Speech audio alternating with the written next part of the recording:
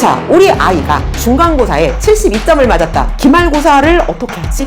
이제 폭망한 것인가? 한 학기에 우리가 수학 성적이 매겨질 때에 A, B, C가 이렇게 나오잖아요. 이 A를 어떻게 점수를 주는가? 요거를 생각을 꼭 해봐야 됩니다. 안녕하세요. 어서 오세요. 오늘의 주제는 70점대 맞은 아이.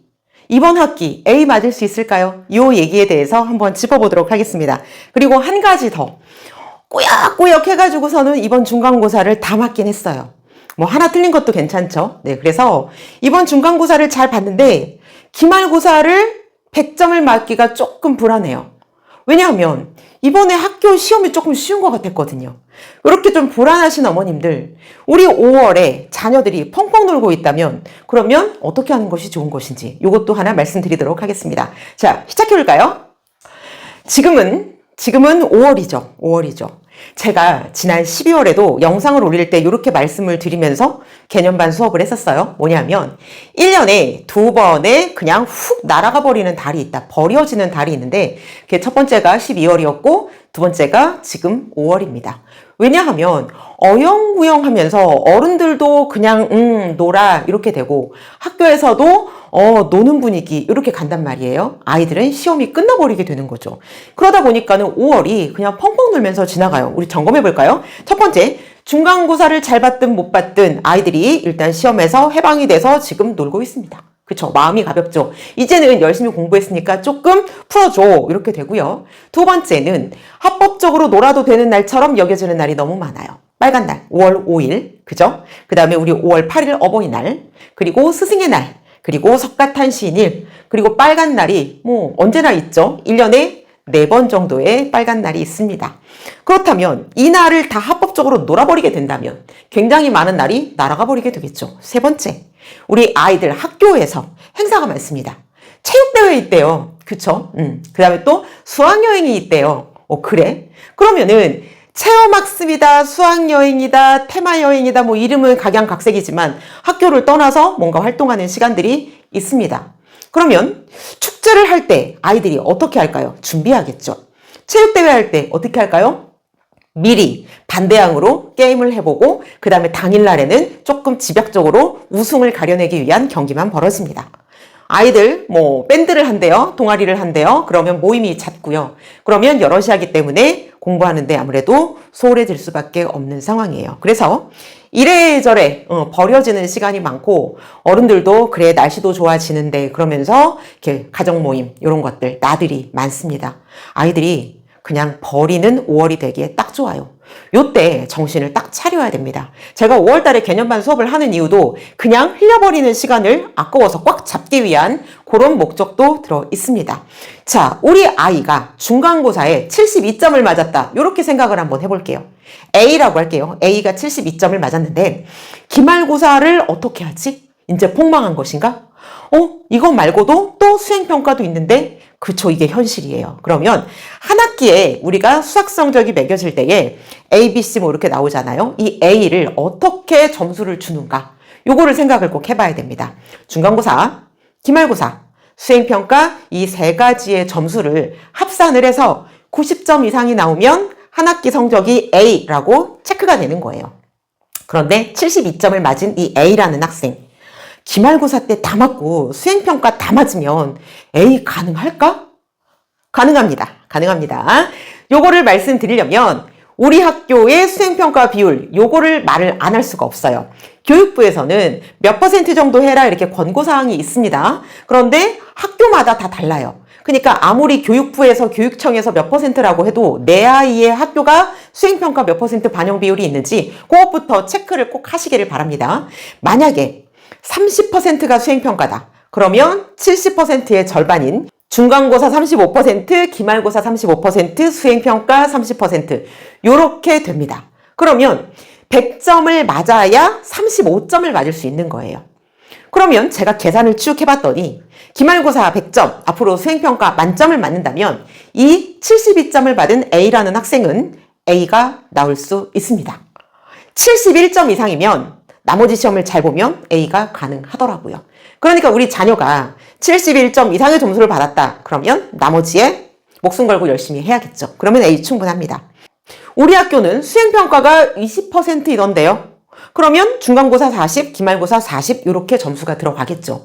그러면 이 학생은 72점 맞은 A라는 학생은 아무리 다음 시험을 수행평가를 만점을 맞는다 하더라도 A를 받기가 어렵습니다. 아무리 잘해도 B밖에 안 나와요. 요거 알고 계셔야 되겠죠. 제가 학생들한테 물어봤어요. 제 학생들한테 너희 학교 수행평가 몇 퍼센트 들어가? 그랬더니 40%요 라고 얘기한 학생들이 가장 많았고요. 50%라고 얘기한 학생도 있었습니다. 꽤 돼요. 요즘에 50%. 그러면 50%의 수행평가 점수를 반영이 된다면 중간고사 100점 맞아 봐야 25점 반영이 되는 거예요. 기말고사 100점 그리고 수행평가 100점을 맞는다면 그러면 중간고사는 몇 점까지 A를 받을 수 있을까요? 60점대도 A를 받을 수 있더라고요. 다 계산해봤습니다. 그래서 어머님들께서 내 아이의 학교 수행평가 반영 비율이 얼마야? 그러면 이번 중간고사 점수를 폭망해서 60점대, 70점대를 맞았어. 그러면 열심히 하면 A가 되겠네? 안 되겠네? 요거 따져보실 수 있습니다. 자, 여기서 이제 어떻게 해야 되는지 체크를 해봐야 되겠죠. 기말고사를 100점을 맞아야 된다. 이렇게 생각을 하십시오. 수행평가 비율이 40% 정도만 돼도 이번에 72점이야? 그러면 기말고사 때 꼭 100점을 맞지 않아도 A가 나올 수 있어요. 나올 수 있습니다. 그런데 중간고사를 못 봤어도 기말고사를 완벽하게 보기 위해서는 뭐를 해야 되겠죠? 공부해야죠, 뭐. 여기서 짚어볼게.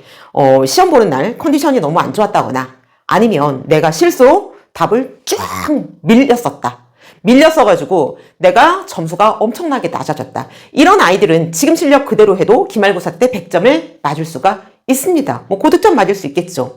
그런데 대부분의 60, 70점대 학생들은 실수로 그렇게 문제가 발생하지 않는 한 성적이 낮아서 그 점수를 받은 거예요. 쉽게 말해서 공부를 제대로 잘 안 했기 때문에 60, 70점대를 맞은 거예요. 그렇다면 기말고사 때에 만점을 목표로 해서 공부를 하는데 이게 쉽지가 않습니다. 만점을 목표로 하기 위해서는 죽을 듯이, 미친 듯이, 날아갈 듯이 어설프게 공부해서는 높은 점수를 받기가 힘들어요. 그러니까 지금 이 시기에 미친 듯이 공부해야 되는 시기라 이 말입니다. 그리고 한 가지 다행인 것은 수행평가 얘기예요.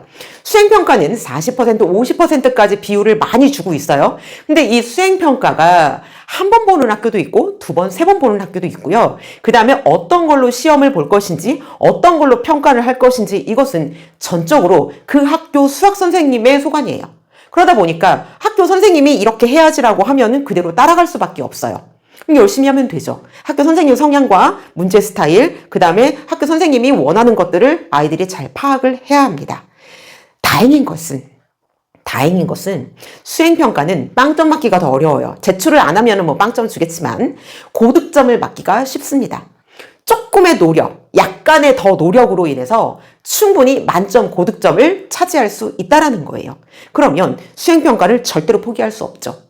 단순히 중간고사, 기말고사에만 목숨 걸고 몇 점 할 게 아니라 학교에서 행해지는 수행평가에 대해서 조금 더 정성을 쏟으라는 얘기예요. 어떤 학교는 노트 검사로 한대. 그러면 그거를 정성을 가지고 꼼꼼하게 제때 잘 해서 내야 되겠죠. 서술형 평가를 본대. 이거는 조금 달라요. 중간고사, 기말고사 공부하는 자기의 수준이 서술형 평가에도 반영이 되겠죠. 그렇지만 풀이 과정을 조금 꼼꼼하게 쓰고 어떤 범위 내에서의 문제를 조금 집중한다면 고득점이 충분히 나올 수 있습니다. 아니면 수학책을 읽고 거기에 대한 거를 과제를 또 내준다든지 그런 경우는 학교의 그 중간 기말고사 성적과 상관없이 수행평가를 얼마든지 잘할 수가 있거든요. 그래서 수행평가 반드시 놓치지 마시고 기말고사 퍼펙트하게 준비할 수 있도록 죽을 각오로 열심히 달려서 공부하시기를 바랍니다. 그리고 또 하나 덧붙여서 제가 얘기하는 것은 몇 달 동안에 이 중간고사 첫 시험에 대한 부담을 가지고 열심히 준비를 해가지고 100점을 맞은 아이들, 하나 틀린 아이들, 굉장히 기쁜 마음에 지금 우와 나 시험 잘 봤어 그러면서 펑펑 놀고 있는 이 5월을 아주 그냥 즐겁게 보내고 있는 우리 자녀들이 있다면 학교 시험이 혹시 쉽지는 않았는가? 내 아이가 완벽하게가 아니라 몇 개 찍었는데 찍은 게 다 맞아서 운이 좋게 고득점이 나온 건 아닌가? 아니면 기말고사 범위까지 진도를 못 나가고 중간고사까지만 일단 나갔는데 거기서만 계속 몇 바퀴를 돌려서 중간고사만 완벽 대비를 하고 일단 그 성적을 얻은 거는 아닌가? 조금 확인을 해보세요. 왜냐하면 중간고사 성적도 성적이지만 기말고사 수행평가도 잘 봐야 되잖아요. 그렇다면 기말고사는 중간고사 플러스 그 다음 범위를 생각을 해야 돼요.